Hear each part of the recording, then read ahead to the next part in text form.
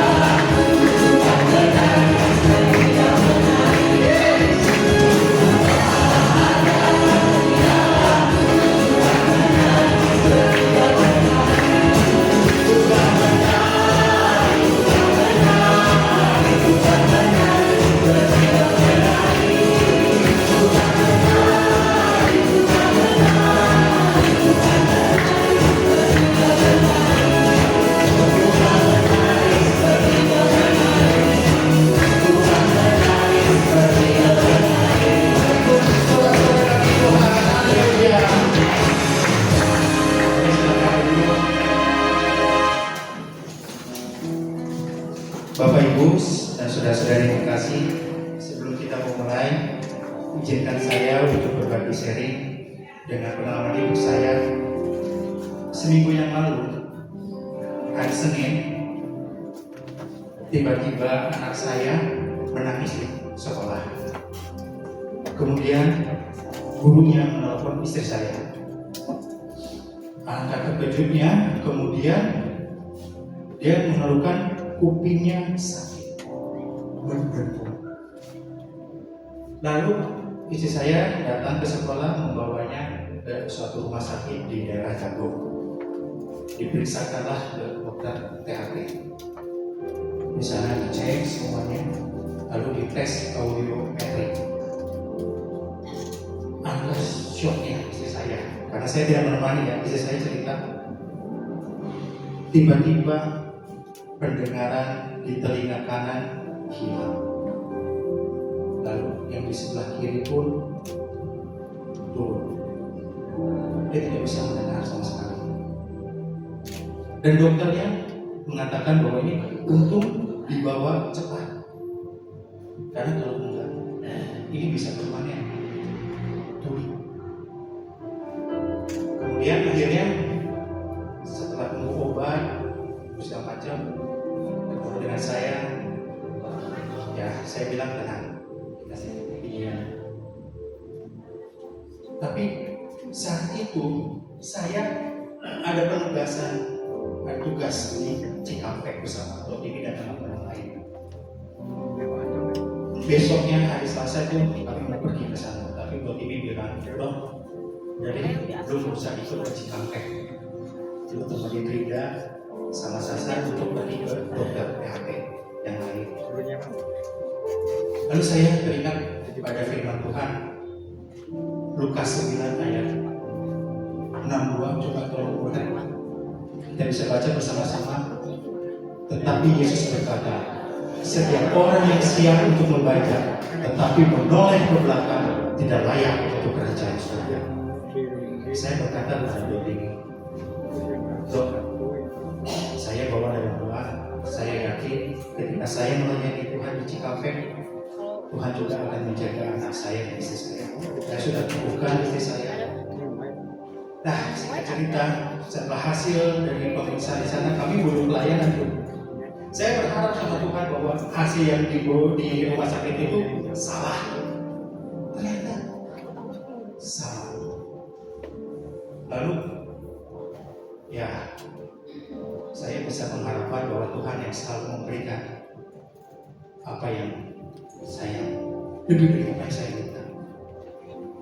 Dan kemudian berangsur-angsur hari Jumat kontrol lagi, dan kemarin puji Tuhan hari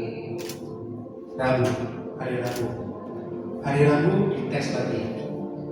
Telinga yang sebelah kiri sudah normal, tapi yang kanan masih kurang mendengar sekitar 2 desibel. Saya sendiri tidak mengerti 2 desibel seperti apa, jujur aja. Tapi saya punya pengharapan, saya serahkan pengobatan, terapinya anak saya itu kepada Tuhan. Dan inilah, saya tak pernah berhenti untuk bersyukur kepada Tuhan. Dan lagu ini adalah kekuatan iman saya bahwa Tuhan selalu memberi apa yang saya minta.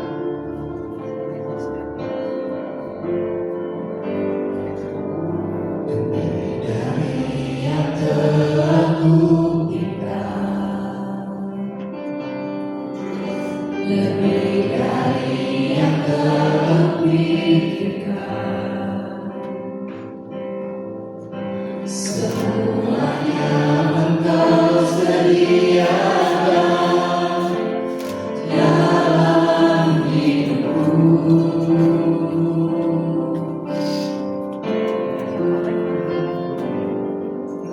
Tidak dapat aku mengukurnya, tidak dapat aku menghitungnya. Kebesaran kasih-Mu ya Tuhan, yang Kau berikan.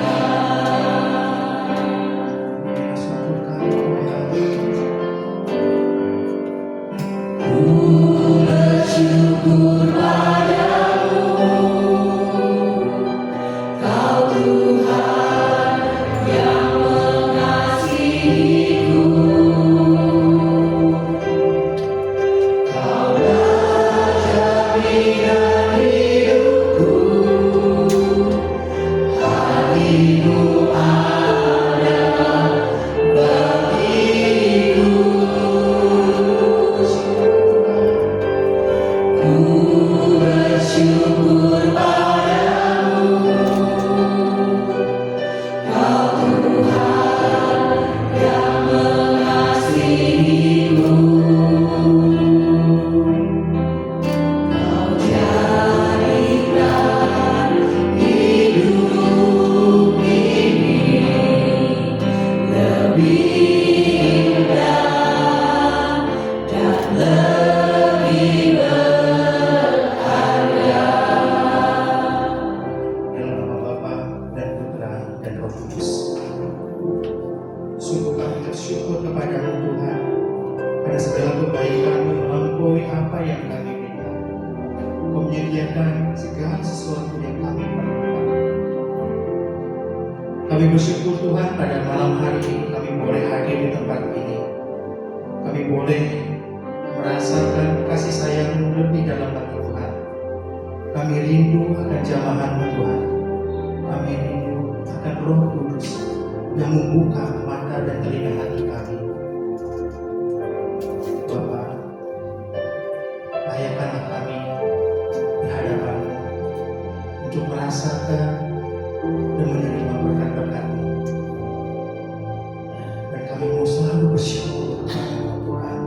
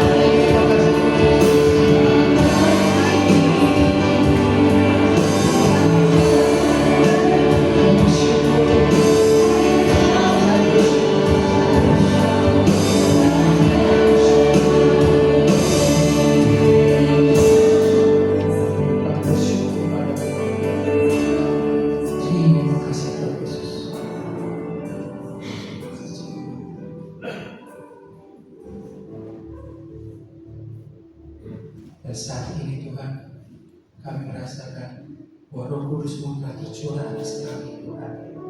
Dan kami mengangkat satu pujian bagi kemuliaan Tuhan.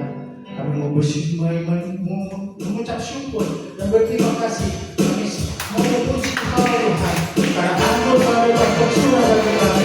Roh Kudus telah tercurah atas kami Tuhan. Dan bersuka kita, kami menaikkan pujian kami kepadamu.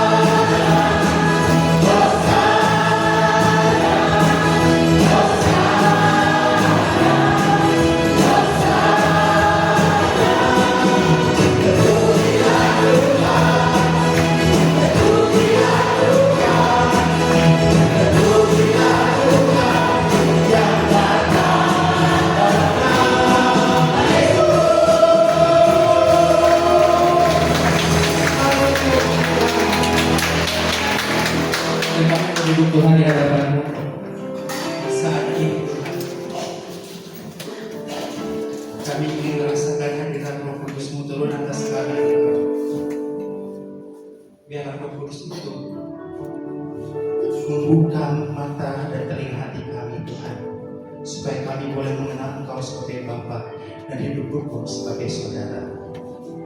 Maka dengan sepenuh hati Tuhan, kami memohon kepadamu.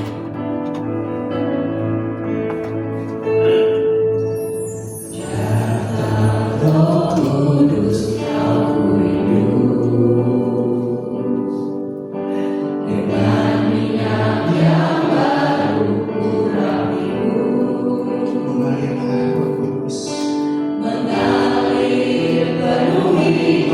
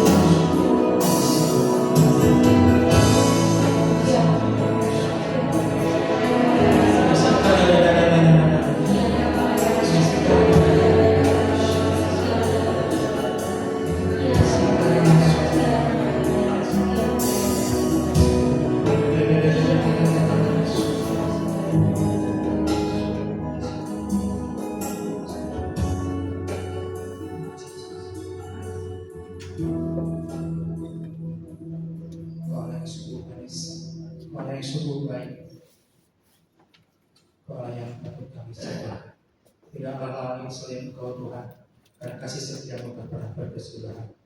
Dan saat ini Tuhan, saatnya Engkau berfirman atas kami melalui hamba anakmu yang terkasih, Oscar. Urapi dia Tuhan dari ujung rambut sampai ujung kakinya. Biarlah perkataannya semuanya berasal dari Padamu dan semuanya hanya milik-Mu Tuhan. Biar apa yang diwartakan oleh Oscar boleh menjadi rema bagi kami, dan kami pun semakin mau membuka hati kami kepadamu. Semua doa hidup kami berserah padamu demi Kristus Tuhan kami. Amin.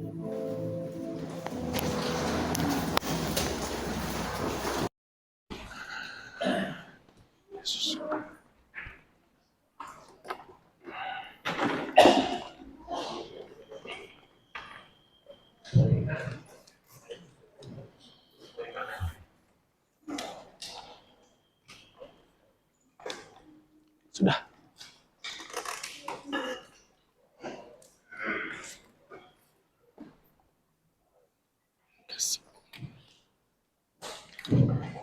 Selamat malam.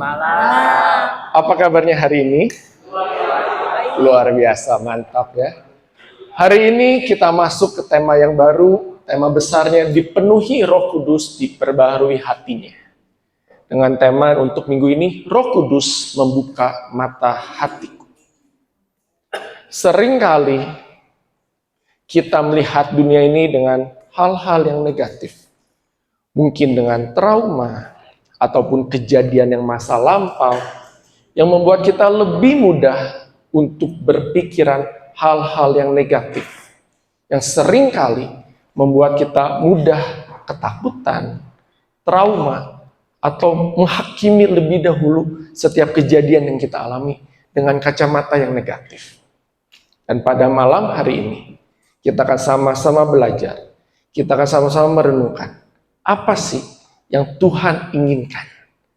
Karena kita tahu, Tuhan ingin kita semua hidup di dalam sukacita, hidup di dalam rasa damai sejahtera.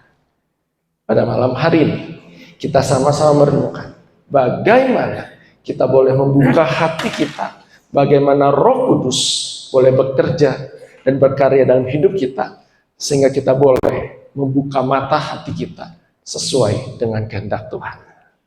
Tapi sebelum kita merenung lebih dalam, ada pepatah mengatakan, tak kenal maka sayang. Kalau udah sayang, sorry nikah. Perkenalkan diri terlebih dahulu. Perkenalkan, nama saya Oscar Benyamin, dan kebetulan saya pun berasal dari PD PKK Santo Laurentius. Jadi harusnya wajah saya cukup familiar dengan Bapak Ibu sekalian. Dan saya pun berasal dari paroki Santo Laurentius lingkungan Fransiskus. Oke, sebelum kita mulai, saya mau nanya dulu Bapak Ibu sekalian. Apakah saat ini kita sedang dalam perasaan menyesali masa lalu, atau khawatir dengan hari esok, takut salah ambil keputusan, putus asa dengan keadaan, ada dendam dengan sesama, atau merasa rendah diri, merasa diri kita jauh lebih buruk daripada orang lain? Apakah kita mungkin saat ini, atau mungkin beberapa saat yang lalu, sedang terjebak dengan pikiran-pikiran negatif seperti ini? Jika kita ada satu atau dua pikiran negatif yang sedang memenuhi pikiran kita, saya ingin mengucapkan selamat. Mengapa selamat? Karena pilihan Bapak Ibu sekalian untuk hadir di Kamis malam di persekutuan doa adalah sebuah pilihan yang tepat. Kenapa? Karena saya percaya dan saya imani, ketika kita hadir di persekutuan doa, apalagi di PD Laurentius, kita akan menemukan aura-aura yang positif. Ketika kita datang ke PD Laurentius, pikiran-pikiran negatif itu lama-lama akan hilang dengan sendirinya. Gak percaya. Kita lihat para senior kita, Tante Lucy, Om George, Tante Swela, mana tadi Tante Dewi ada juga. Tante Dewi, mukanya awet muda semua. Kalau kita lihat selalu tersenyum, matanya sampai sikit senyum terus kan. Kalau mau positif seperti Tante Lucy, Artinya, sepanjang hari Kamis pun harus datang ke PD Laurentius. Setuju ya? Oscar marketing banget ya. Tetapi karena memang sebuah penelitian mengatakan, kita bisa menilai karakter seseorang dari orang-orang temannya. Kita bisa melihat karakter seseorang dilihat dari pergaulannya. Pergaulan yang positif maka akan membawa pengaruh yang positif juga ke dalam diri kita. Sebagai contoh Bapak Ibu, kalau kita berkenalan dengan seorang pedagang ikan, mau dia bandis sebagaimanapun rupa, pasti badannya tetap bau amis, betul nggak? Karena lingkungannya bau ikan. Satu-satunya cara agar dia tidak bau amis lagi, ganti jualan jengkol. Hilang bau ikan, bau jengkol. Kalau kita mau menghilangkan kebiasaan-kebiasaan buruk, maka lingkungan kita pun harus punya pengaruh yang positif, yang baik. Karena itu saya sangat menyarankan Bapak Ibu sekalian, hari Kamis, hari Selasa, datanglah ke doa syafaat dan juga persekutuan doa. Di situ kita akan sama-sama belajar untuk lebih positif lagi di dalam Tuhan. Setuju Bapak Ibu ya? Colek kanan kirinya, minggu depan datang lagi.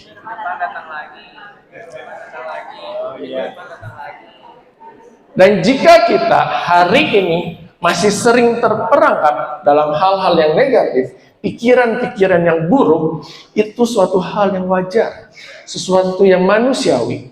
Karena itu dikatakan di Amsal 24 ayat 16, 7 kali orang benar jatuh, namun ia bangun kembali. Tetapi orang fasik akan roboh dalam bencana. Bukan seberapa sering kita jatuh ke dalam dosa, tetapi yang penting seberapa ingatnya kita untuk terus bangkit, untuk bangun kembali dari setiap jebakan-jebakan pikiran negatif yang memerangkap diri kita. Rasa khawatir, rasa marah, itu wajar untuk kita alami. Tetapi yang terpenting, kita harus bangkit lagi, harus bangun lagi, harus kembali positif lagi di dalam Tuhan. Karena ini dikatakan, itulah ciri-cirinya orang benar. Apa definisi orang benar? Orang benar bukan berarti orang yang selalu berbuat baik. Orang benar bukan orang yang selalu berbuat hal-hal yang kudus. Tetapi orang benar adalah orang yang senantiasa dan tetap percaya bahwa dia punya Tuhan yang selalu mengasihi dia. Dia yang percaya bahwa dia memiliki Tuhan yang selalu mau mengampuni kita, sekalipun kita sering jatuh ke dalam dosa. Karena itu pada malam hari ini Bapak Ibu sekalian, jika kita masih sering terjebak dalam pikiran-pikiran negatif, jangan khawatir. Selama kita masih berpengharapan sama Tuhan, kita tetap menjadi orang-orang benar. Yang terpenting, jangan lama-lama untuk berpikiran negatif ya. Kembali positif. Kalau susah, hubungi Tante Lucy. Dan Paulus, kita Santo Yohanes Paulus kedua mengatakan, Roh Kudus akan membantu kita untuk mengerti makna sebenarnya dari pesan Allah. Kita percaya dan kita iman, apapun yang terjadi, apapun yang ada di kejadian di dunia ini, pasti sesuai dengan kehendaknya Tuhan. Tidak ada yang kebetulan, betul Bapak Ibu. Semua terjadi di dalam kuasanya. Semua terjadi sesuai dengan kehendaknya. Artinya, tinggal kita sendiri mau nggak membuka hati untuk semakin mengerti apa yang Tuhan inginkan di dalam kehidupan kita. Dan ternyata satu-satunya cara agar kita boleh semakin mengerti, semakin paham dengan kehendak Tuhan adalah dengan membuka diri agar Roh Kudus boleh terus berkarya di dalam hidup kita. Dan kalau kita pikirkan, kalau kita renungkan, rasanya kita memang perlu Roh Kudus, bukan saja pada saat kita pelayanan, bukan saja pada saat kita ada di gereja.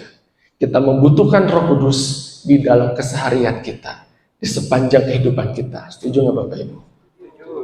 Saya pun melihat dan merasakannya.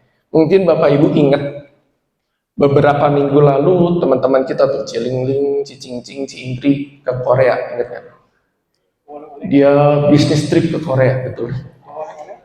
Pas lagi ke Korea, Cilingling itu open just tip, betul nggak? Jasa titipan kan? Saya lihat, banyak skincare yang bagus nih. Saya dengan penuh kesadaran hati dan kerelaan jiwa, saya nawarin ke Michelle, istri saya. Michelle, mau nggak just tip ke Cilingling? Siapa tahu suka, siapa tahu ada yang cocok. Masalah harga gampang lah, Cilingling bisa ngutang lah, bisa gitu kan. Ya nggak Ci? Bisa ya, bisa.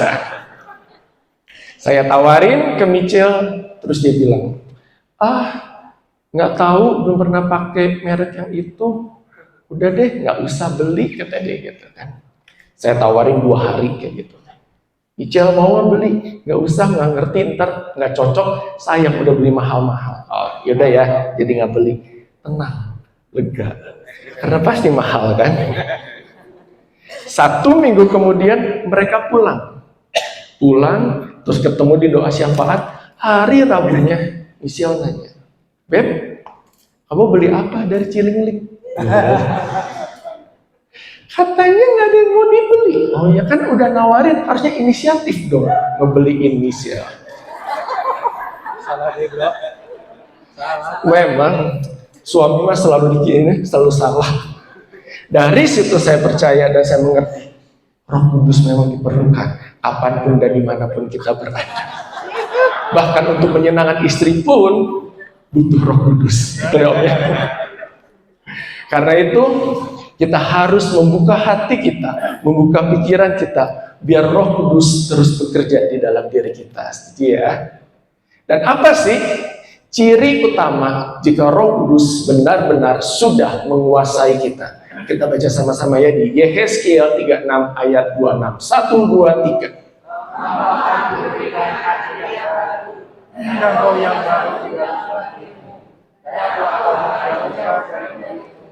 hati yang keras, dan aku berikan kepadamu hati yang taat. Dan ku berikan kepadamu hati yang taat. Ciri utama orang yang sudah membuka hati, membiarkan Roh Kudus bekerja dan berkarya di dalam dirinya adalah memiliki hati yang taat. Hati yang mau percaya bahwa rencana Tuhan, suara Tuhan itu yang paling benar. Ketika kita membuka hati, artinya kita tahu suara mana yang harus kita ikuti, suara mana yang harus kita taati. Bukan suara koordinator PDKK, bukan suara penasehat, tetapi suara Tuhan yang mungkin saja memakai koordinator PD atau penasehat untuk bersuara. Kita harus memiliki kepekaan hati untuk senantiasa mendengarkan apakah ini benar-benar suara yang berasal daripada Tuhan. Karena inilah ciri utama ketika kita membuka hati dan membiarkan Roh Kudus bekerja di dalam diri kita. Kita taat untuk apa yang Tuhan kehendaki di dalam diri kita. Kita taat dan kita percaya. Sekalipun kita lewati lembah kekelaman, jika saya menjadi seorang pelaku firman yang sejati, maka gada dan tongkat Tuhan yang akan membawa kita kepada kemenangan. Sekalipun kita sedang melewati lembah kekelaman, lembah pencobaan, banyak kesulitan-kesulitan, tetapi ketika saya taat menjadi seorang pelaku firman, saya tahu Tuhan akan membukakan jalan untuk setiap permasalahan yang kita hadapi. Itulah ciri orang yang mau membuka hati kepada Roh Kudus dan kepada Tuhan. Dan ketika Roh Kudus kita terima, dan ketika Roh Kudus dicurahkan ke dalam diri kita, ternyata kita pun akan mendapatkan 3 paket lengkap ketika Roh Kudus menguasai diri kita. Ada karunia Roh Kudus, ada karisma Roh Kudus, dan juga ada 9 buah Roh Kudus. Dari 9 buah Roh Kudus ini, kita bisa melihat karakter yang terlihat sebagai bukti nyata hidupnya dipimpin oleh Roh Kudus. Ada 9 buah roh, dan ini adalah buah yang terlihat nyata. Ketika kita melihat, orang ini dipenuhi Roh Kudus, ada nampak 9 buah roh di dalam dirinya. Dan saya percaya dan saya imani semua Bapak Ibu yang hadir di sini pasti sudah dikuasai oleh Roh Kudus. Jadi ya, amin ya. Amin. Kita cek, kita coba. Om Tante di sini yang sudah menikah, angkat tangan. Oh, udah menikah semua pasti ya. Ada yang baru? Oh, ada yang baru nikah, ada yang baru nikah. Yang suami atau istrinya kalau bobo ngorok, ada angkat tangan? Ada. Ada ya, angkat tangan ya. Gak apa-apa, kalau nggak ngaku nggak apa-apa. Pertanyaannya, suaminya hobi ngorok, istrinya hobi ngoceh misalkan, mau nggak ditukar tambah? Oh, ditanya dulu, istrinya mau sebelah. Mau nggak kalau ditukar? Mau nggak kalau suaminya ditukar? Enggak. Enggak? Yakin? Dapat 2 dia langsung. Dapat 2 yang lebih muda, mau nggak? Enggak kan? Artinya buah kesetiaan telah mengisi kita semua. Boleh dong kasih tepuk tangan untuk kita semua. Dan saya percaya orang-orang di sekitar kita pun memiliki kemurahan hati dalam dirinya. Setuju? Halo Cilingling. Hai Oscar. Apa kabar Cilingling? Baik. Sehat Ci? Sehat. Ini akhir bulan. Boleh pinjam 100 Ci? Boleh pinjam 100? Oh boleh. Loh, langsung dikasih. Mana Ci boleh? Dicariin loh, bener loh, langsung dicariin. $100 boleh. Ini deh buat Oscar. Oh, dapat angpau langsung dari Cilingling. Thank you Cilingling ya. Kita semua sadar tidak sadar ternyata sudah dikuasai oleh buah Roh Kudus. Minimal kita boleh melihat senyum yang terlukis.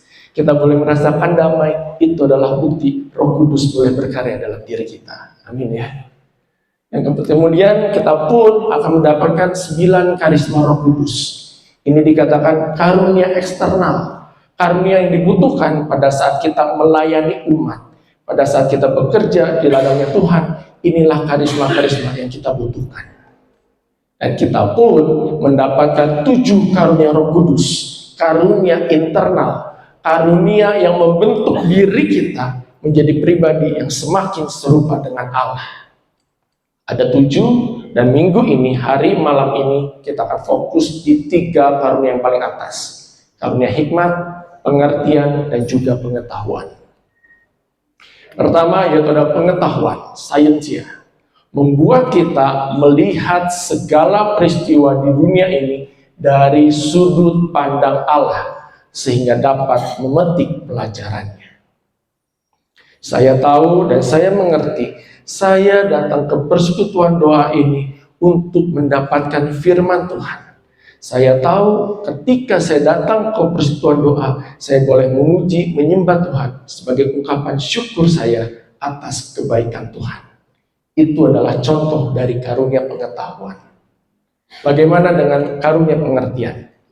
Karunia pengertian membuat kita mengerti apa makna dan tujuan Allah membiarkan peristiwa ini terjadi. Contohnya, saya mengerti mengapa saya harus datang ke persekutuan doa. Saya datang ke PD bukan untuk mencari senyuman Ci-Imel, tetapi saya datang ke PD agar saya boleh memahami, mengerti ajaran Tuhan, dan boleh mengubah diri saya menjadi pribadi yang semakin baik, semakin serupa dengan Allah. Itu adalah bukti kita dipenuhi dengan karunia pengertian. Bagaimana dengan karunia hikmat?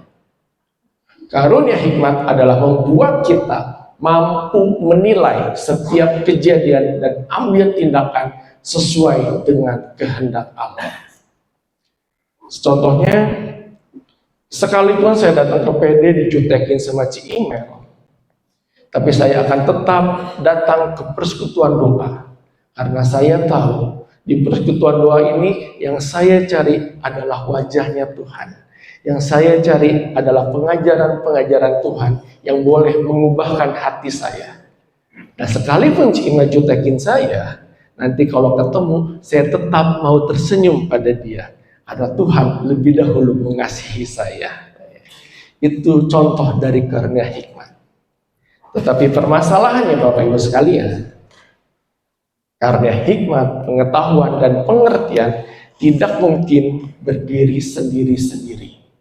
Gak mungkin kita cuma punya satu hikmat doang, punya satu pengertian aja, atau punya pengetahuan aja. Gak mungkin. Tiga-tiganya, ketiga karunia itu pasti berkolaborasi, bekerja sama, membentuk hati kita, membentuk pikiran kita, agar apa yang kita pikirkan boleh sejalan, selaras dengan kehendak Tuhan. Itu adalah bukti karunia Roh Kudus menguasai diri kita. Dan kita pun harus ingat dari pesan dari Amsal 2 ayat 6. Kita baca sama-sama ya. Amsal 2 ayat 6. 1, 2, 3.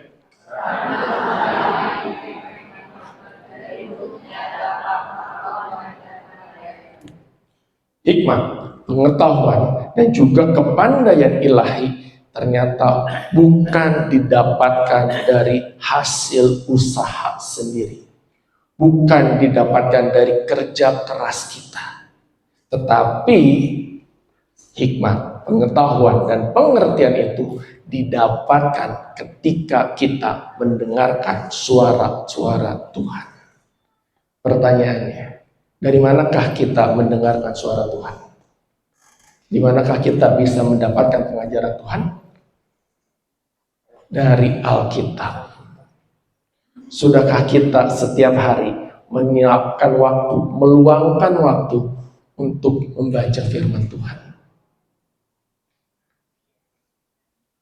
Sudahkah kita membuka hari-hari kita mungkin dengan ibadat sabda, bacaan renungan?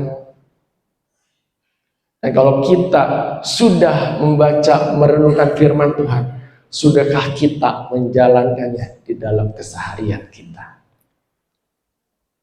Karena yang terpenting, yang terutama, bukan sebatas bagaimana kita mengerti arti dari setiap karunia-karunia Roh Kudus itu. Yang terpenting bukan hanya sebatas bagaimana kita memahami arti dari karunia Roh Kudus itu. Tetapi yang terpenting, apakah diri kita, keseharian kita, kehidupan kita saat ini sudah benar-benar membiarkan Roh Kudus bekerja di dalam diri kita? Sudahkah kita benar-benar membuka hati kita untuk percaya tuntunan Roh Kudus itu yang kita butuhkan di dalam kehidupan kita? Karena yang lebih penting bukan pemahaman, tetapi beranikah kita menjalankannya di dalam kehidupan kita? Karena ini yang diharapkan Tuhan, ini yang dikehendaki Tuhan. Ketika pengetahuan, pengertian, dan juga karunia hikmat boleh memenuhi hati dan pikiran kita, maka kita pun boleh mengenal hatinya Tuhan. Kita boleh semakin mengerti setiap rencana, rancangan yang terjadi di dalam kehidupan kita. Kita boleh lebih berpikiran positif, kita boleh lebih berpengharapan lagi di dalam Kristus, karena karunia Roh Kudus boleh terus menguasai hidup kita. Dan bagaimanakah suara Roh Kudus itu bekerja di dalam diri kita? Kita sama-sama baca dari KGK 1776. Kita baca sama-sama ya. 1, 2, 3.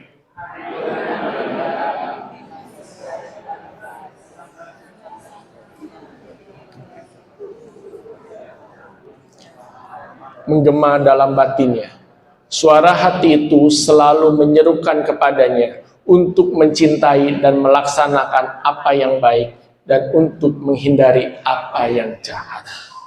Roh Kudus bekerja di dalam hati kita. Dia tidak terlihat nyata di depan mata kita. Kalau kita mencegah, jangan berbuat jahat. Tetapi dia seperti angin sepoi-sepoi yang bersuara di dalam kedalaman hati kita. Mungkin Bapak Ibu sudah mengalaminya. Kalau mau berbuat jahat atau mau berkata-kata yang tidak baik, mungkin hati ini kadang-kadang nggak tenang. Suka ya ngerasain. Mau ngomong, mau ngegosip lah gitu gampangnya. Terus tiba-tiba hati ini tuh deg-degan, nggak damai. Itu adalah bukti Roh Kudus sudah bekerja. Itu adalah bukti Roh Kudus sedang berkarya di dalam diri kita. Tinggal pertanyaannya, sudahkah kita senantiasa mendengarkan tuntunan Roh Kudus itu? Sudahkah kita terus belajar taat, belajar percaya dengan suara hati kita? Karena samalah seperti otot. Otot kalau dilatih terus akan semakin kuat dan semakin kuat. Begitu juga dengan karya Roh Kudus di dalam diri kita. Kalau kita latih terus untuk mendengarkan suara Tuhan, kita latih terus untuk semakin peka mendengar tuntunannya, maka suara Roh Kudus pun akan semakin nyata di dalam diri kita. Dan bagi Bapak Ibu yang rindu untuk terus melatih kepekaan mendengarkan suara Tuhan, rasanya setiap hari Selasa datang ke doa syafaat gak salah, Cik. Datang ke doa syafaat bagi syafaat profetik itu melatih kita terus mendengarkan suara Tuhan. Oh ya, setuju? Colek kanan kirinya. Hari Selasa jam 6:30 di Agnes kita doa syafaat. Didahului dengan makan. Dari sini kita bisa lihat, melalui sakramen baptis, Roh Kudus tinggal di dalam kita beserta karunia-karunia-Nya.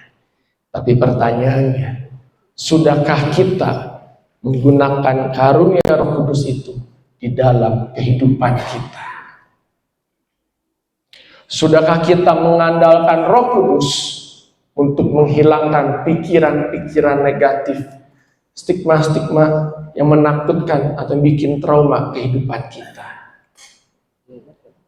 Dan yang lebih dalam lagi, apakah dengan karunia Roh Kudus yang ada di dalam diri kita, kita sudah belajar untuk merefleksikan, bercermin, melihat apakah hidup saya sudah serupa dengan Allah? Karunia-Nya sudah ada, Roh Kudusnya sudah tinggal di dalam diri kita.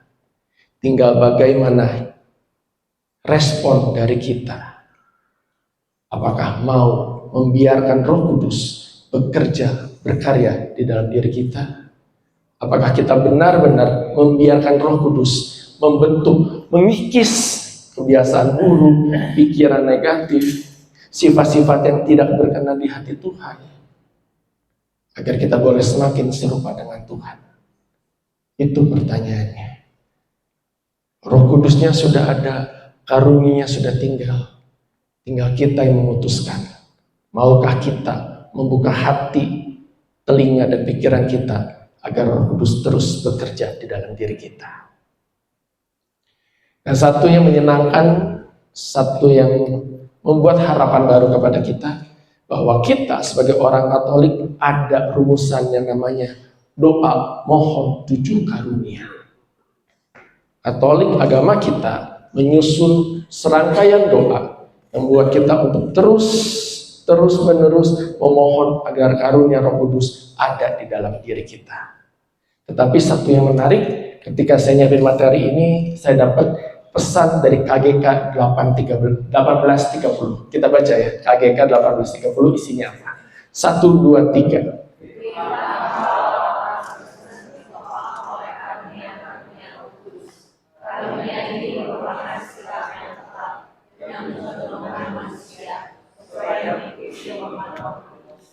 Karunia ini merupakan sikap yang tetap. Karunia ini tetap tinggal dan selalu ada di dalam diri kita.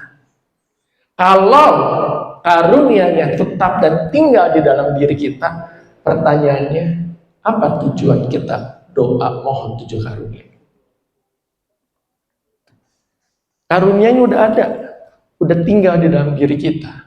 Tapi kenapa kita masih harus berdoa 7 mohon karunia Roh Kudus? Salah, doa mohon 7 karunia Roh Kudus. Ada yang bisa bantu saya nggak? Menjawab. Udah tinggal loh di dalam diri kita. Tapi kenapa kita masih harus tetap berdoa mohon 7 karunia?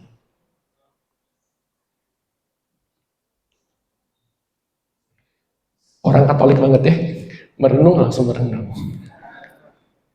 Jawabannya adalah karena Tuhan kita Yesus Kristus, kok nggak bisa teks ya? Sangat amat menghargai kehendak bebas kita. Tuhan kita Yesus Kristus sangat menghargai kehendak bebas kita. Dia bebas dan memberikan kebebasan kepada kita semua. Mau tidak membuka hati untuk menerima karunia Roh Kudus itu. Mau nggak kita persembahkan hidup kita, diri kita, hati kita, agar Roh Kudus berkarya di dalam diri kita. Bapak-bapak gereja kita memberikan pengandaian, kehidupan kita ini sama seperti perahu layar yang berada di tengah lautan. Kapalnya ada, angin lautnya pun sudah ada. Tinggal keputusan kita, mau pasang layarnya atau enggak. Mau manfaatin angin lautnya itu atau enggak. Ketika kita memutuskan saya mau berlayar dengan angin laut, maka saya pasang layar. Dan satu-satunya cara agar kita boleh memasang layar di kehidupan kita adalah dengan doa mohon 7 karunia Roh Kudus. Ketika kita berdoa memohon karunia Roh Kudus, artinya kita secara sadar, kita sepakat dan setuju membiarkan Roh Kudus bekerja di dalam diri kita. Itulah alasannya mengapa kita harus rajin dan rutin berdoa mohon 7 karunia Roh Kudus, agar kita sepakat membiarkan dia bekerja.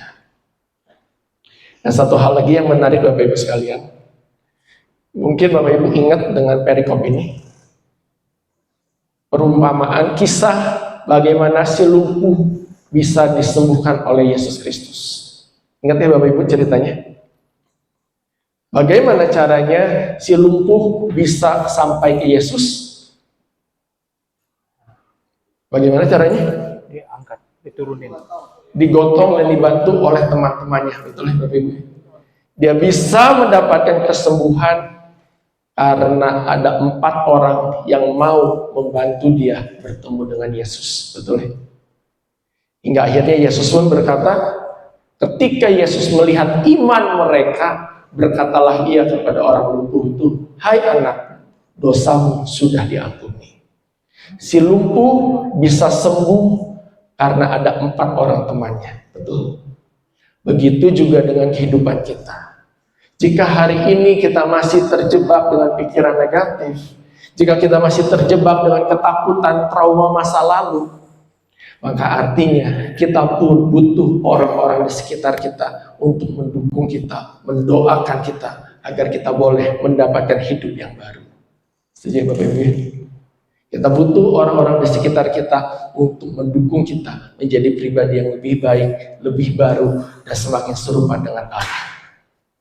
Dan kabar gembiranya Bapak Ibu, Bapak Ibu yang mungkin pertama kali atau jadi umat di sini, boleh lihat sekelilingnya, kanan kiri.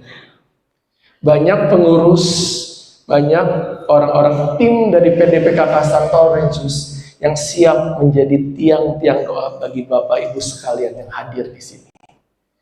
Kami semua para pengurus PDPKK Santo Laurentius pun rindu untuk membawa Bapak Ibu sekalian yang hadir di sini untuk bertemu dengan Yesus, berubah menjadi semakin baru, semakin serupa dengan Allah. Ini buktinya dan ini janjinya. Hadirlah ke kebangunan rohani Katolik. Melalui kebangunan rohani Katolik ini adalah bentuk nyata kerinduan kami para pengurus dari PDPKK Santo Laurentius mengajak Bapak Ibu semakin dekat dengan Tuhan. Benar nggak tim? Benar? Setuju? Tim pujian betul? Tim doa? Komisi 1 setuju? Tim dana? Setuju?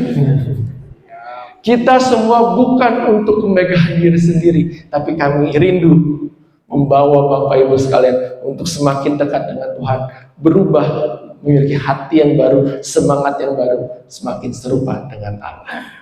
Karena itu jangan ragu, jangan bingung, nggak usah dipikirin lagi, ambil HP-nya, ayo HP-nya dikeluarin, langsung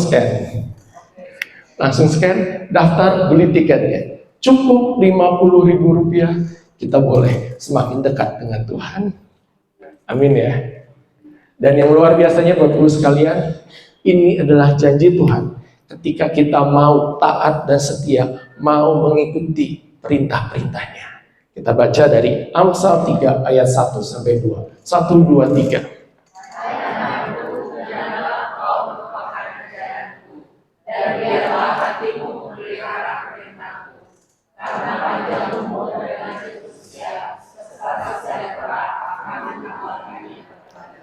Om Hendra, mohon maaf. Umur berapa Om?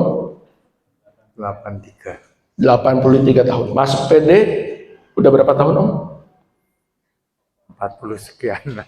Bukti nyata umur panjang diberikan Tuhan bagi yang setia dalam persekutuan doa.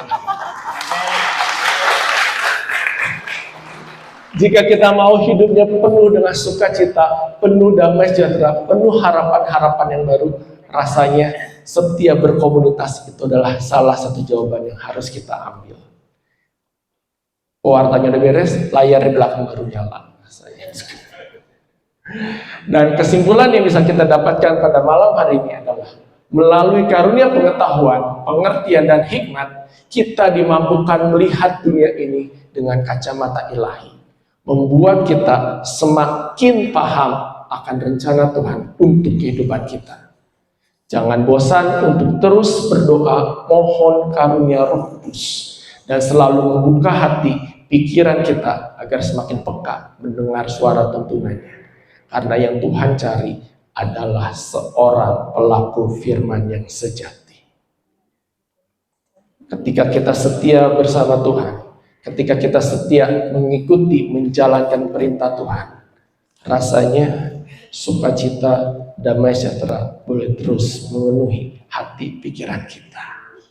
Amin. Mari kita tutup dengan doa. Bapa yang baik, Bapa yang kekal, sungguh kami mengucap syukur, sungguh kami berterima kasih Tuhan. Kalau malam hari ini sekali lagi kami boleh diingatkan bagaimana Engkau telah membantu kami untuk melihat dunia ini. Biar pada malam hari ini kami mau terus buka hati kami. Biarlah Roh Kudus-Mu boleh terus berkarya, boleh terus memimpin kehidupan kami, membentuk kami menjadi pribadi-pribadi yang semakin serupa dengan Engkau. Tidak ada yang dapat kami lakukan Tuhan, selain terus membuka hati, selain terus menajamkan telinga kami untuk boleh mendengar suara-Mu. Dan pada malam hari ini Tuhan, kami yang berkumpul di tempat ini, kami sama-sama dirindukan untuk mendapatkan, dipenuhi dengan 7 karunia Roh Kudus. Tim multimedia boleh ditampilkan. Bapak Ibu, mari kita sama-sama bacakan doa mohon 7 karunia Roh Kudus. Datanglah ya Roh hikmat, ajarlah kami menjadi orang bijak, terutama agar kami dapat menghargai, mencintai, dan mengutamakan cita-cita surgawi. Dan semoga kami Kau lepaskan dari belenggu dosa dunia ini. Datanglah ya Roh pengertian, turunlah atas diri kami, terangilah budi kami, agar dapat memahami ajaran Yesus Sang Putra dalam hidup sehari-hari. Datanglah ya Roh nasihat, dampingilah kami dalam perjalanan hidup yang penuh gejolak ini. Semoga kami melakukan yang baik dan menjauhi yang jahat. Datanglah ya Roh keperkasaan, kuatkanlah hamba-Mu yang lemah ini, agar tabah menghadapi segala kesulitan dan derita. Semoga kami Kau kuatkan dengan memegang tangan-Mu yang senantiasa menuntun kami. Datanglah ya Roh pengenalan akan Allah, ajarlah kami mengetahui bahwa semua yang ada di dunia ini sifatnya sementara saja. Bimbinglah kami agar tidak terbuai oleh kemegahan dunia. Bimbinglah kami agar dapat menggunakan hal-hal duniawi untuk kemuliaan. Datanglah ya Roh kesalehan, bimbinglah kami untuk terus berbakti kepada-Mu. Ajarilah kami menjadi orang yang tahu berterima kasih atas segala kebaikan dan berani menjadi teladan kesalehan bagi orang-orang di sekitar kami.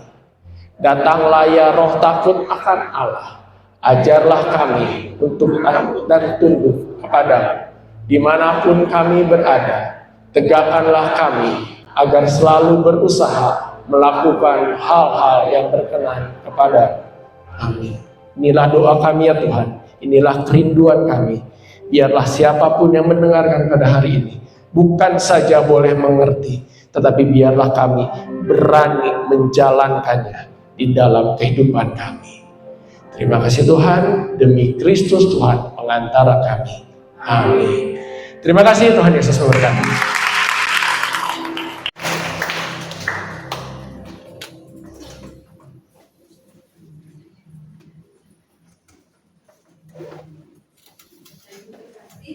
Mari kita satukan hati di dalam doa. Allah Bapa yang Maha Kuasa, terima kasih untuk acara persekutuan doa malam ini, untuk firman yang baru saja kami dengarkan. Kami mau terus membuka diri kami, biar Roh Kudus bekerja di dalam hati kami, biar kami mempunyai hati yang taat, dan pada akhirnya kami boleh mengenal hati Tuhan. Terima kasih Tuhan. Marilah kita mohon, kabulkanlah doa kami ya Tuhan. Ya Bapa, kami mau berdoa bagi Oscar yang telah membawakan firman pada malam hari ini. Kiranya berkat-Mu senantiasa tercurah untuk Oscar dan keluarga. Anugerahkanlah kelancaran di dalam setiap aspek kehidupannya, sehingga setiap hal yang beliau lakukan semakin memberkati banyak orang. Marilah kita mohon, kabulkanlah doa kami ya Tuhan. Ya Bapa, kami mau berdoa bagi bangsa dan negara kami Indonesia, bagi Bapak Presiden Prabowo Subianto dan Wakil Presiden Bapak Gibran, beserta seluruh jajaran kabinetnya. Semoga mereka tidak bekerja demi keuntungan diri sendiri, melainkan mengabdikan diri demi kemajuan bangsa Indonesia. Marilah kita mohon, kabulkanlah doa kami ya Tuhan. Ya Bapa, kami mau berdoa bagi tim Pastores Santo Laurentius, Pastor Elvin, Pastor Chris, Pastor Bohas, serta para imam lainnya. Semoga di dalam menjalankan perutusannya sebagai gembala, hati dan pikiran mereka senantiasa terarah kepadamu untuk membawa umat-Mu agar semakin mengasihi Engkau. Marilah kita mohon, kabulkanlah doa kami ya Tuhan. Ya Bapa, kami mau berdoa bagi saudara-saudara kami yang saat ini sedang sakit dan menderita. Kiranya Engkau memberkati dan mendampingi mereka yang sedang mengalami penderitaan, agar mereka dengan rela dan penuh iman mempersatukan penderitaannya dengan penderitaan Kristus di kayu salib. Marilah kita mohon, kabulkanlah doa kami ya Tuhan. Bapa, kami mau berdoa bagi kami semua yang hadir malam ini. Semoga Bapa mencurahkan semangat Kristus Putra-Mu, agar kami dapat saling menguatkan di dalam memangku salib kehidupan kami dan mengikuti jejak Putra-Mu. Marilah kita mohon, kabulkanlah doa kami ya Tuhan.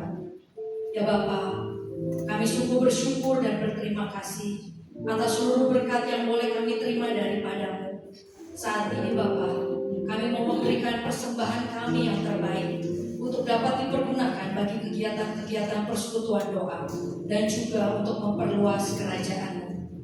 Terima kasih Bapa, semua doa ini kami panjatkan kepadamu dengan perantaraan Putra-Mu Yesus Kristus dalam persekutuan Roh Kudus yang berkuasa kini dan sepanjang segala masa. Amin.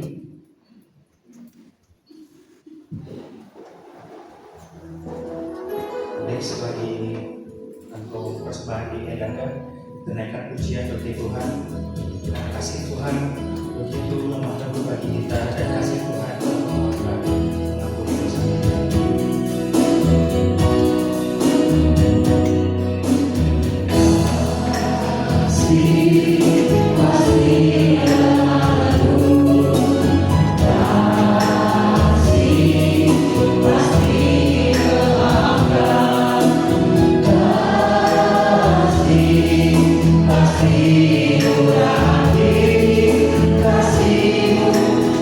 Kasih-Mu Tuhan.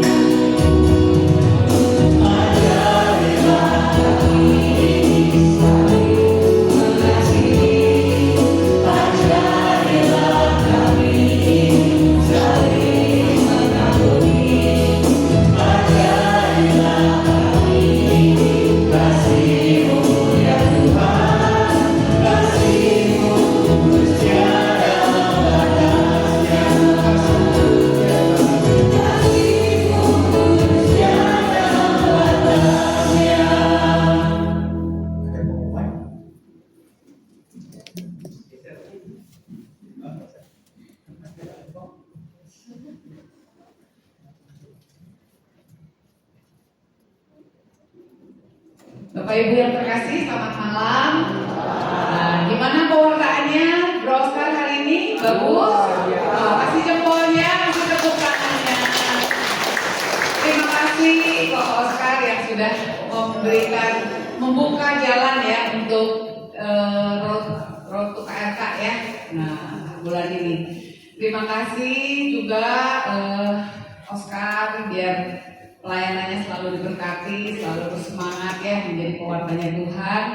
Dan Bapak Ibu tentunya saya juga mengucapkan terima kasih untuk seluruh tim yang sudah bertugas pada malam hari ini. Tim konsumsi, tim among tamu, tim pendaftaran, tim doa, tim pujian, tim sound di atas semuanya. Terima kasih atas pelayanannya, Tuhan Yesus memberkati. Dan tentunya Bapak Ibu terima kasih juga malam hari ini luar biasa, tempat kita penuh. Terima kasih untuk kehadirannya pada malam hari ini. Apakah ada Bapak Ibu yang baru pertama hadir di sini? Enggak ya, berarti ini udah semua umat persekutuan doa.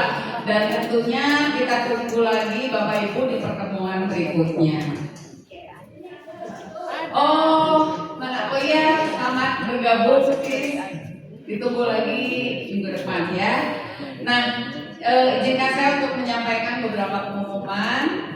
Jadi tentunya Bapak Ibu bisa lihat di sini di flyer ini bahwa bulan ini kita itu membawakan tema dipenuhi Roh Kudus, diperbaharui hatinya. Oke, cakep ya, tema yang bagus untuk kita membawa kita untuk mempersiapkan KRK nanti. Dan Bro Oscar tadi sudah membawakan pertemuan yang pertama, temanya apa Oscar? Roh Kudus membuka mata hatiku. Nah, semoga hari ini kita semua sudah diberkati karena Roh Kudus sungguh membuka mata hati kita. Dan minggu depan, Bapak Ibu, tanggal 13 Agustus ditunggu lagi kehadirannya. Kita akan lanjut lagi belajar tentang Roh Kudus, yaitu Roh Kudus menguatkan langkahku bersama dengan Koordinator BPKPK Keuskupan Bandung, Bro Kenny di depan. Lalu ya ditunggu lagi kehadirannya Bapak Ibu. Dan tiap hari Selasa Bapak Ibu kita mengadakan doa syafaat ya. Puji syukur kalau setiap Selasa itu lumayan penuh ya doa syafaat. Nah, untuk Bapak Ibu yang belum hadir, ditunggu kehadirannya. Setiap hari Selasa kita berdoa syafaat bersama, kita memuji dan menyembah Tuhan, dan kita juga belajar menerima karunia-karunia Roh Kudus, mengasah kepekaan akan Roh Kudus. Jadi Bapak Ibu ditunggu kehadirannya pada hari Selasa jam 11 Agustus tanggal 11 Agustus pukul 18.30 di bawah di ruang Krista.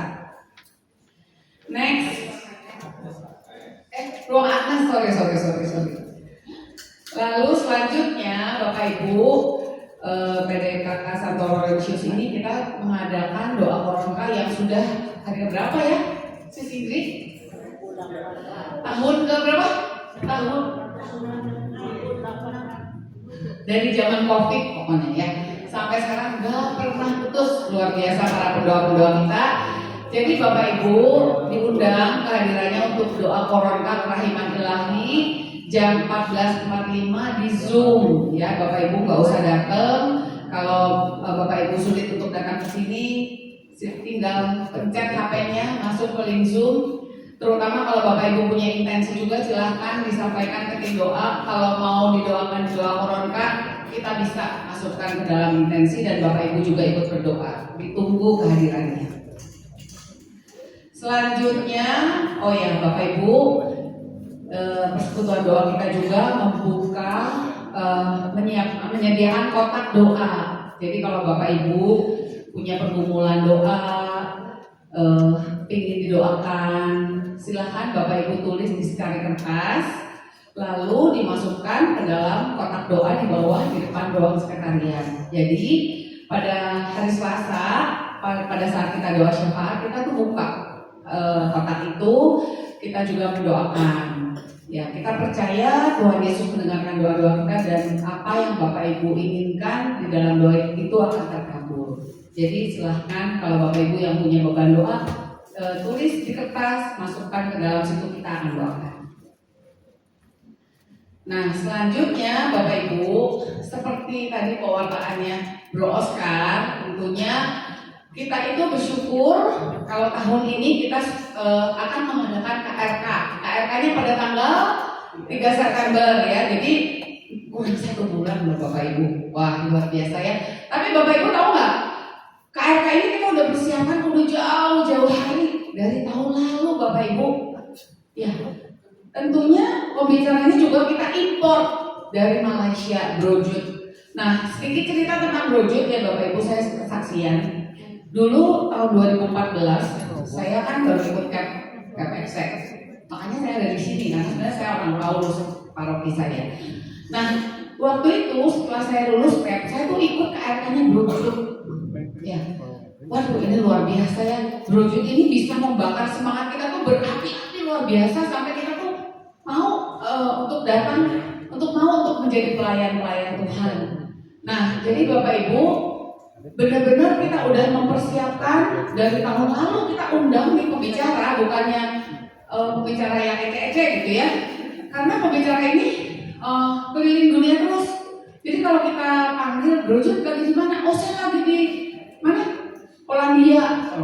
Dia sering sekali keliling dunia. Jadi ini kesempatan yang luar biasa Bapak Ibu.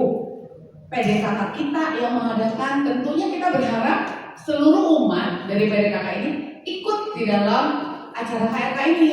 Ya, tadi kan Bro Oscar bilang 50.000. Sebenarnya 50.000 itu menurut saya itu hanya untuk mengganti goodie bag Bapak Ibu. Tapi acaranya sendiri, wah kalau saya harus undang pembicara dari luar atau kita harus pergi ke Malaysia, pakai pesawat ke Malaysia untuk ikutnya Brojut, berapa biayanya? Ya, 50.000 itu kan gak banyak ya. Tapi kita percaya kita rindu untuk kita dibukakan, diperbaharui hidup kita juga diperbarui hati kita melalui Brojut ini. Dan Bapak Ibu jangan khawatir, walaupun ini jauh ya di Mekarwangi, PDKK kita semua kalinya itu kita menyediakan transportasi bagi Bapak Ibu yang mengalami kesulitan untuk saya pengen ikut, tapi jauh ini di Mekarwangi. Silakan nanti daftar ke panitia atau ke jenis, nanti kita akan hitung, kita akan bantu akomodasi ya. Jadi mungkin nanti Bapak Ibu bisa berkumpul di sini, kita akan siapkan akomodasi untuk bersama-sama kita ke Mekarwangi dan nanti akan kembali lagi ke sini ya. Jadi Bapak Ibu jangan ragu-ragu, cepat-cepat beli tiketnya, jangan sampai kehabisan. Pada tanggal 3 ya, 3 September pada hari Kamis juga, jadi nanti 3 September di sini nggak ada PD, semua pindah ke sana ya. Jadi Bapak Ibu kita tunggu. Nah, oh ya, untuk jamnya memang kita tulis di sini jam 4 open registrasi. Sebenarnya acaranya memang mulainya jam 6 ya. Jadi karena jauh kan perjalanannya dari sini, nanti di sana itu jam 4 kita open registrasi. Sebenarnya kita ada tenan-tenan, ada stand-stand makanan, Bapak Ibu bisa jajan-jajan dulu sebelum masuk ke dalam acara. Jadi acaranya itu dimulainya jam 6 sore. Jadi kalau Bapak Ibu misalnya, saya kerja dulu, ya nggak apa-apa. Jam 4 itu belum mulai, baru open registration. Ya, mulainya itu jam 6. Jadi kalau Bapak Ibu memang, saya pulang kerja jam 5, ya nggak apa-apa. Belum terlambat Bapak Ibu. Lalu acara berikutnya, senandung doa bagi Indonesia. Setiap tanggal 17 Agustus, BPKK Keuskupan Bandung mengadakan acara doa bersama bagi bangsa Indonesia. Dan saya tahu acara ini udah lebih dari berapa tahun bro? Lebih dari 7-8 tahun ya. Lebih dari 7-8 tahun kita itu selalu berkumpul dan biasanya tempatnya pindah-pindah. Nah tahun ini 17 Agustus itu jatuh pada hari Senin. Dan kita akan mengadakan acara doa ini di Unpad di Cimbuluit ya. Pembicaranya ada Bro Krismanto, ada Romo Vigjen. Nah Bapak Ibu juga diundang ya, diundang untuk mendoakan bangsa Indonesia pukul 14.45 Nah ini open gate juga jam 1, tapi acaranya mulainya 14.45. Ada biaya tiket juga ya, bro ya, 30.000 untuk pengganti konsumsi. Jadi Bapak Ibu, mari yang 17 Agustus nggak ada acara, saya mau ikut doa aja lah buat bangsa. Karena percaya kalau kita bersatu hati berdoa buat bangsa kita, tentunya Tuhan akan mendengarkan doa-doa kita. Ya, Bapak Ibu diundang. Lalu selanjutnya, omongannya cukup banyak ya Bapak Ibu, sabar. Nah, besok itu Jumat pertama, Bapak Ibu jangan lupa ya, besok Jumat pertama BPK Keuskupan Bandung mengadakan misa Jumat pertama di Maulana Yusuf nomor 5. Waktunya tuh siang. Jadi kalau Bapak Ibu nggak sempat ke gereja pagi untuk misa Jumat pagi, nah Bapak Ibu diundang tuh untuk melipir ke MY. Kita berdoa, kita misa Jumat pertama dan adorasi. Dan kebetulan besok itu Romo Fikjen yang pimpin. Jadi Bapak Ibu yang mau hadir silahkan ditunggu. Hanya pengumumannya sedikit, tidak ada konsumsi, jadi buat Anda sendiri ya Bapak Ibu. Lalu selanjutnya, itu Catholic Family Ministry mengadakan Camp Young Men yang akan diadakan, Young Men yang ke-12 ya, yang akan diadakan pada 11 sampai 13 September 2026. Berlokasi di Natural Hill, Jalan Kolonel Masduri. Nah, sedikit kesaksian juga Bapak Ibu, anak saya juga pernah mengikuti Camp Young Men ini. Puji Tuhan, perubahannya luar biasa. Dia tadinya yang tanda kutip arogan gitu ya, setelah ikut Young Men itu dia banyak diubahkan. Jadi Bapak Ibu kalau ada keponakan, ada anaknya yang udah dewasa, yang masih remaja ke dewasa yang 18 tahun ini, atau ada teman anaknya yang kadang-kadang orang tua suka pusing ya sama anak remaja sekarang, silahkan kirim ke Camp Young Men ini, karena camp ini hanya 1 tahun sekali, jadi limited banget ya untuk diadakan di Bandung. Silahkan. Lalu, nah ini ada satu acara lagi Bapak Ibu, ini acaranya untuk pasangan, The Marriage Encounter ya. Mungkin di sini Bro Pali, silakan memperkenalkan acara apa ini ya? Baik, selamat malam.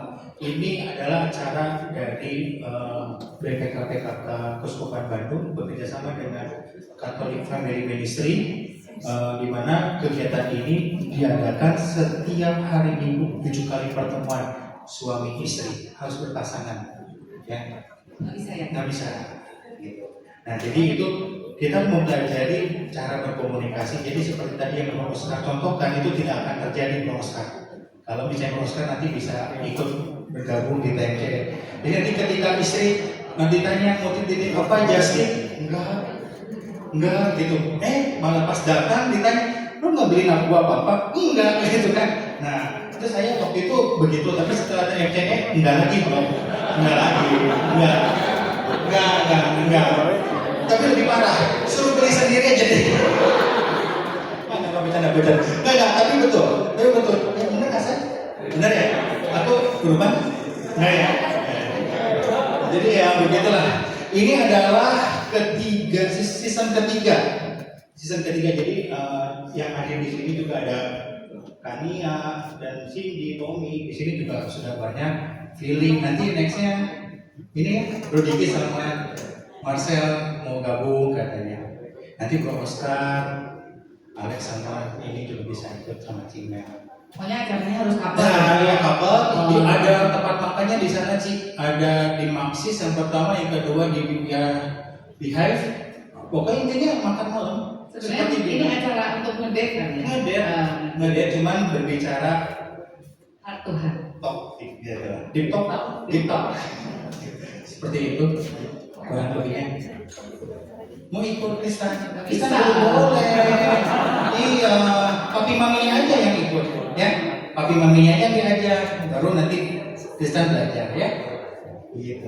Ya, jadi Bapak Ibu yang para pasutri silahkan ikut. atau yang punya keponakan-keponakan atau apa, mohon disampaikan ya informasi ini pada keponakan-keponakan atau barangkali memang ada yang membutuhkan, dan Bapak Ibu bisa dipakai Tuhan untuk menjadi berkat bagi pasangan-pasangan. Amin. Terima kasih teman-teman. Selamat malam. Yang terakhir ini adalah kuesioner untuk pewarta, boleh dibantu untuk penilaiannya, untuk pengembangan pewarta di Puskesmas Bandung supaya lebih baik lagi.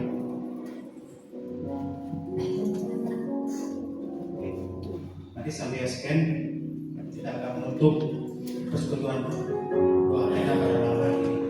Kita tundukkan kepala. Ya Bapak yang surga, sungguh kami bersyukur Tuhan atas segala penyertaan-Mu dan kehadiran-Mu di tempat ini. Begitu banyak Tuhan yang boleh kami terima daripada-Mu Tuhan.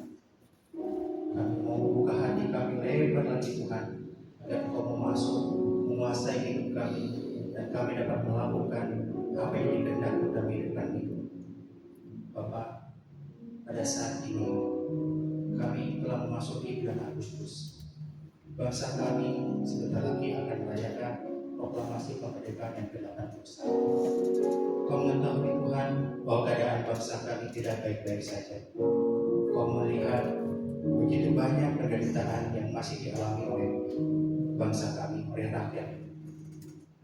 Banyak kemiskinan, kelantaran, pendidikan yang masih minim, kesehatan yang juga masih belum memadai. Tuhan, begitu banyak juga pejabat-pejabat yang masih arogan, yang masih belum bisa bekerja berdasarkan hati nurani yang baik.